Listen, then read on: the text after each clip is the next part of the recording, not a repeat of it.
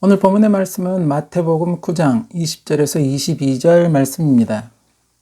12해를 혈루증으로 앓는 여자가 예수의 뒤로 와서 그 겉옷가를 만지니 이는 제 마음에 그 겉옷만 만져도 구원을 받겠다 함이라. 예수께서 돌이켜 그를 보시며 가라사대 따라 안심하라. 내 믿음이 너를 구원하였다 하시니 여자가 그 시로 구원을 받으니라. 오늘 본문을 보면 12해, 즉 1년간을 혈루증으로 고통받는 한 여인이 등장하고 있습니다. 혈루증이라는 것은 여성의 자궁에서 불규칙적으로 계속해서 피가 흐르는 증상으로 오늘날 그 원인을 염증으로부터 시작해서 암까지 다양하게 보고 있습니다. 어쨌든 이러한 혈루증으로 1년여간을 고생하던 여인이 예수님을 통해 치유함을 받은 이야기가 바로 오늘 본문의 말씀입니다. 당시 이스라엘 사회적 문화에서 여인의 이러한 피 흘림은 부정한 것으로 여겨졌고 그래서 많은 사회적 불이익을 당해야만 했습니다. 동일한 말씀을 기록하고 있는 마가복음이나 누가복음에 보면 이 여인은 자신의 이 병을 고치기 위해서 많은 의원에게 치료를 받았으나 결국 오히려 병세만 악화되고 가지고 있던 재산은 모두 허비하게 되었다고 그렇게 기록하고 있습니다. 마태복음 5장 25절에서 26절 말씀. 12해를 혈루증으로 앓는 한 여자가 있어 많은 의원에게 많은 괴로움을 받았고 있던 것도 다 허비하였으되 아무 효용이 없고 도리어 더 중하여졌던 차에 1년여의 시간이 흐르는 동안 자신의 모든 재산을 허비해가면서 병을 고치기를 백방으로 노력하였지만 결국 모두 허사가 되었고 병세는 오히려 더 악화되는 그러한 모양새였다는 것입니다.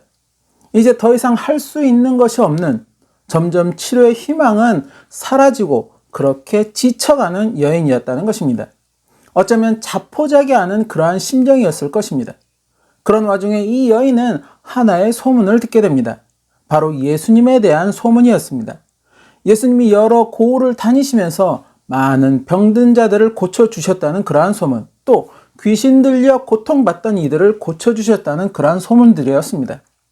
그러한 소문을 들은 이 여인은 예수님에 대한 어떠한 믿음이 생겨나기 시작하였습니다.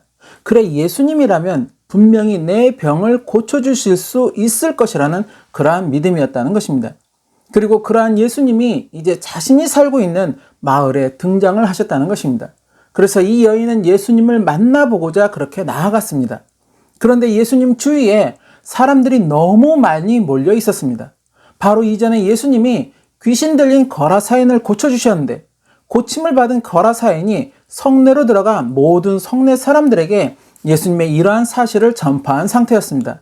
그래서 많은 사람들이 예수님을 보기 위해서 몰려들었고 마침 회당장 야이로가 자신의 죽어가는 딸을 좀 고쳐달라고 요청하게 되어서 그 딸을 고쳐주시기 위해 야이로의 집으로 향하시던 그러한 발걸음이었습니다.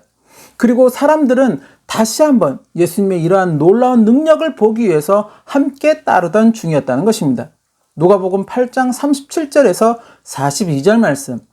거라사인의 땅 근방 모든 백성이 크게 두려워하여 떠나가시기를 구하더라. 예수께서 배에 올라 돌아가실새 귀신 나간 사람이 함께 있기를 구하였으나 예수께서 저를 보내시며 가라사대 집으로 돌아가 하나님이 내게 어떻게 큰일 행하신 것을 일일이 고하라 하시니 저가 가서 예수께서 자기에게 어떻게 큰일 하신 것을 온 성내에 전파하니라. 예수께서 돌아오심에 무리가 환영하니 이는 다 기다렸음이라라. 이에 회당장인 야이로라 하는 사람이 와서 예수의 발 아래 엎드려 자기 집에 오시기를 간구하니 이는 자기에게 12살 먹은 외딸이 있어 죽어가미러라. 예수께서 가실 때 무리가 옹이하더라. 예수님의 행하시는 길에 많은 사람들이 에워싸여 있어 사람들끼리 서로 밀리고 밀리는 그런 상황에서 여인은 도저히 예수님 앞으로 나아갈 수가 없는 그런 상황이었다는 것입니다. 예수님에게 자신의 병을 알리고 그렇게 고쳐달라고 요청을 해야겠는데 지금 상황은 전혀 그럴 수 없는 상황이었다는 것입니다. 그런 상황에서 이 여인은 생각했습니다. 저렇게 능력이 강한 분이시라면 내가 저분의 옷가만 만져도 내 병이 낫지 않을까 하는 그런 생각이었다는 것입니다. 그리고 그 생각은 이제 믿음이 되었습니다. 그렇게 그 믿음으로 예수님의 옷을 만졌습니다. 그런데 정말 그 자리에서 자신의 병이 고쳐짐을 느끼게 되었다는 것입니다. 마가복음 5장 27절에서 29절 말씀. 예수의 소문을 듣고 무리 가운데 섞여 뒤로 와서 그의 옷에 손을 대니 이는 내가 그의 옷에만 손을 대어도 구원을 얻으리라 하밀러라. 이에 그의 혈루 근원이 곧 마름에 병이 나은 줄을 몸에 깨달으니라. 그리고 오늘 본문의 말씀처럼 그녀의 믿음으로 그녀의 오랜 병이 나았음을 예수님은 직접 확인하여 주셨다는 것입니다. 더불어 이제 그녀는 그녀가 그토록 원했던 건강했던 1년 전의 그 일상으로 다시 돌아갈 수 있게 되었다는 것입니다. 다시 돌아가는 그녀의 일상, 어쩌면 이전과 다를 바 없는 그러한 일상이었을 수도 있겠지만 분명 다시 시작되는 그 일상의 느낌은 달랐을 것이라고 생각이 된다는 것입니다. 다람쥐 쳇바퀴 돌듯 한다라는 말이 있습니다. 다람쥐가 동그란 쳇바퀴 안에서 앞을 향해 열심히 달리지만 항상 제자리에 머문다는 말입니다. 이 말은 날마다 반복되는 지루한 일상을 지칭할 때도 사용되는 말이기도 합니다. 즉 하루하루가 매일 똑같은 일상의 반복으로 지루한 일상에 대한 어떤 흥미도 없고 감사도 없는, 그래서 마치 이러한 일상에 대한 불평과도 같은 의미를 담고 있는 말이기도 합니다.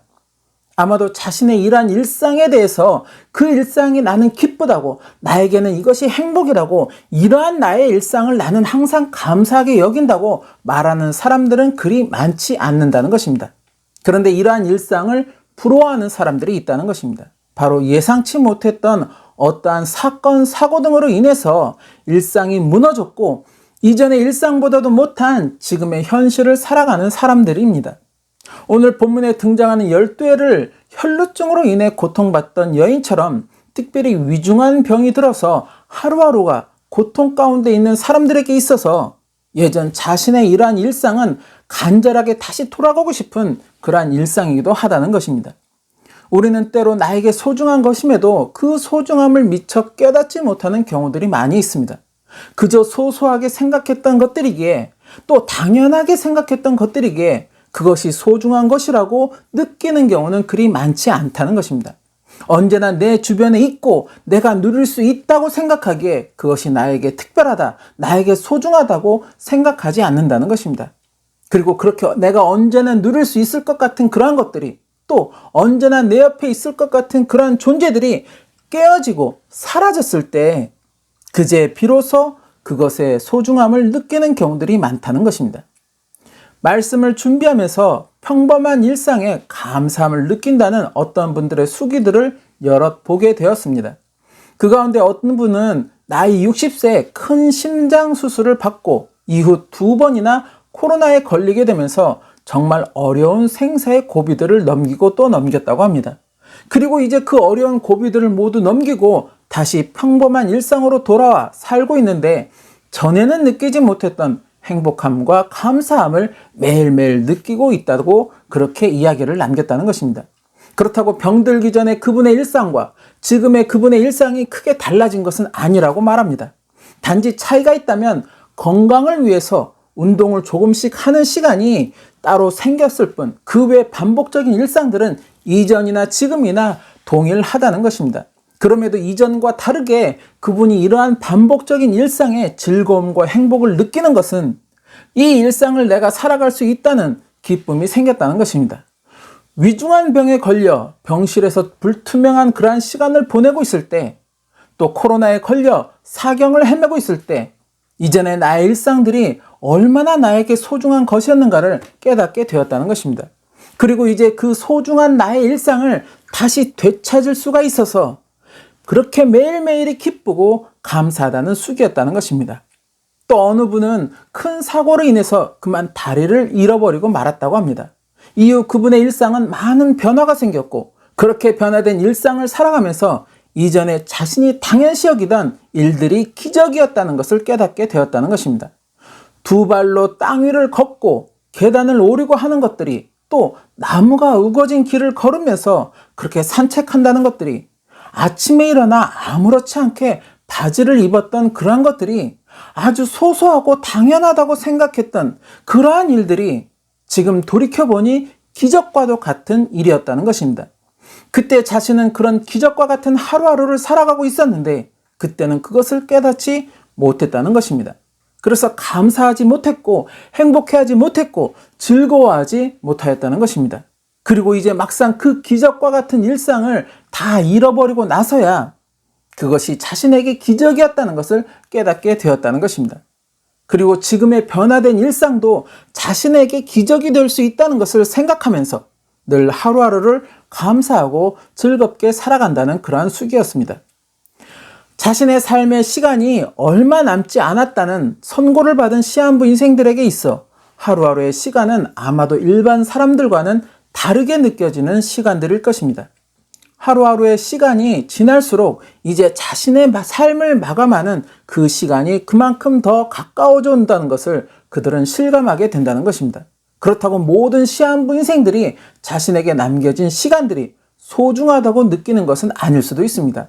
그 가운데 어느 분들은 그 시간들이 두렵게 느껴질 것이고 또 어느 분들은 그 시간들이 소중하게 느껴진다고 할 것입니다. 자신에게 남겨진 시간 동안 자신의 남은 삶을 정리하며 그렇게 최선을 다해 후회 없는 시간이 되고자 하는 그러한 분들도 있을 것입니다. 그런데 우리는 모두 시한부 인생들이라는 것입니다. 이 땅에 어떠한 생명이든 영원히 존재하는 생명은 없다는 것입니다. 다만 우리의 시간이 얼마가 남았는지 알 수가 없기에 시한부 인생이라는 것을 인식하지 못하고 살아갈 뿐이라는 것입니다. 그래서 어쩌면 지금 우리가 살아가는 하루하루의 시간들은 우리에게 소중한 시간이요 또 기적과 같은 시간일 수도 있다는 것입니다. 나의 반복적인 하루하루가 다람쥐 쳇바퀴와 같은 지루한 일상이 되는가 아니면 기적과도 같은 시간이 되는가 하는 것은 결국 내 생각의 차이에 달려 있다는 것입니다. 어느 분의 수기처럼 그때 그 다람쥐 쳇바퀴와도 같았던 반복적이었던 지루한 나의 일상이 기적과 같은 시간들이었구나 하는 것을 깨닫게 되었을 때는 이미 그 일상은 깨어지고 난 후라는 것입니다. 다시 그 일상을 회복할 수 있는지 알 수 없는 그런 상태에 놓여서야 그것을 깨닫게 되고 그 지루했던 일상을 다시 그리워한다는 것입니다. 손경민님의 은혜라는 찬양이 있습니다. 내가 누려왔던 모든 것들이, 내가 지나왔던 모든 시간이, 내가 걸어왔던 모든 순간이 당연한 것 아니라 은혜였어. 아침 해가 뜨고 저녁의 노을, 봄의 꽃향기와 가을의 열매, 변하는 계절의 모든 순간이 당연한 것 아니라 은혜였어. 모든 것이 은혜, 은혜, 은혜, 한없는 은혜. 내 삶에 당연한 건 하나도 없었던 것을 모든 것이 은혜, 은혜였어. 내가 이 땅에 태어나 사는 것, 어린아이 시절과 지금까지 숨을 쉬며 살며 꿈을 꾸는 삶, 당연한 것 아니라 은혜였어. 내가 하나님의 자녀로 살며 오늘 찬양하고 예배하는 삶, 복음을 전할 수 있는 축복이 당연한 것 아니라 은혜였어. 모든 것이 은혜, 은혜, 은혜, 한없는 은혜. 내 삶에 당연한 건 하나도 없었던 것을 모든 것이 은혜, 은혜였어. 이 찬양의 가사처럼 우리의 인생에 당연한 것은 하나도 없다는 것입니다. 우리가 당연하다고 생각하고 그것이 나에게 소중한 것이고 또한 은혜인 것이라는 것을 망각하고 있을 뿐 당연한 것은 결코 없다는 것입니다. 똑같은 하루의 일상을 지루한 일상이라고 그저 마지못해 사는 일상이라고 생각하고 그렇게 살아가느냐 아니면 나에게 정말 은혜와 같은 일상이라고 여기며 살아가느냐 하는 것은 분명 다른 결론으로 도달하는 일상이 된다는 것을 우리는 알아야 한다는 것입니다. 나의 일상은 지루한 일상이라고 또 마지못해 살아가는 일상이라고 여기며 살아가는 이 삶에는 마음의 즐거움과 기쁨을 찾기가 어렵다는 것입니다. 마음의 즐거움과 기쁨이 없는 삶에 감사는 기대할 수 없는 삶이 될 것이고 결국 그러한 삶은 육체적으로도 또 정신적으로도 망가지는 삶이요 나아가 영적으로도 무너지는 결론에 도달할 수밖에 없는 그러한 삶이 된다는 것입니다. 그러나 나의 일생이 기적과 같은 일상이라고 모든 것이 나에게 주어진 은혜라고 생각하는 삶은 그 마음에 즐거움과 기쁨이 충만한 삶이 되는 것이고 그러한 자신의 삶에 감사가 넘치는 삶이 된다는 것입니다. 이러한 삶은 육체적으로 또 정신적으로 건강한 삶이요, 더불어 영적인 생명이 충만한 삶이 된다는 것입니다. 하루하루 나에게 주어진 모든 일상을 하나님의 은혜로 생각하는 삶, 그리고 그것에 늘 감사하는 삶, 그렇게 늘 내 마음에 하나님을 기념하는 삶은 하나님이 기뻐하시는 삶이요, 하나님이 기뻐하시는 삶은 하나님 나라의 구원으로 이어지는 그런 영생의 축복이 되는 삶이라는 것입니다. 우리는 모두가 각자의 자리에서 각자의 일상을 반복적으로 살아가고 있습니다. 어떠한 자리에서 어떠한 일상을 살아가든 자신에게 주어진 하루하루의 삶을 기적의 시간이라고, 이것은 모두 은혜라고 생각하는 삶들이 되시기를 소망합니다. 그러한 마음으로 매일매일의 삶이 기쁨과 즐거움으로 가득한 삶이 되시기를 또한 소망합니다. 그렇게 하나님 나라의 영원 구원에 이르는 축복의 삶이 되시기를 예수님의 이름으로 축원합니다.